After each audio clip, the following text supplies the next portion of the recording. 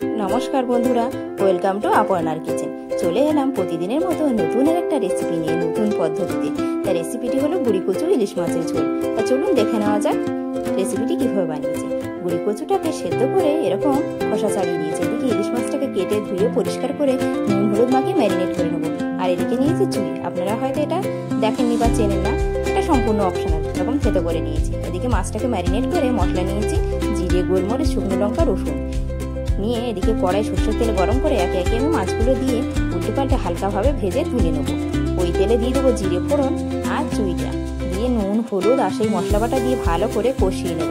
ভালো করে কিন্তু কষিয়ে নেবো। নেওয়ার পরে গুঁড়ি কচুটা দিয়ে আবারও কষিয়ে নেবো। নিয়ে এখানে কিছু চেরা কাঁচা লঙ্কা দিয়ে ভালো করে কষিয়ে নিয়ে জল দিয়ে দেবো। দিয়ে ভালো করে ফুটিয়ে নেবো। ফুটিয়ে নেওয়ার পরে মাছটা দিয়ে দেবো। মাছটা এরকম ভালো করে ফুটবে। একটু ফুটিয়ে নেওয়ার পরে নামিয়ে নেবো। তো রেসিপিটি ভালো লাগলে লাইক, কমেন্ট, শেয়ার, সাবস্ক্রাইব করে দেবেন। এদিকে গরম গরম ভাত বেড়ে খেতে বসে পড়লাম। তা আজকের মতন এটুকুনি, টাটা।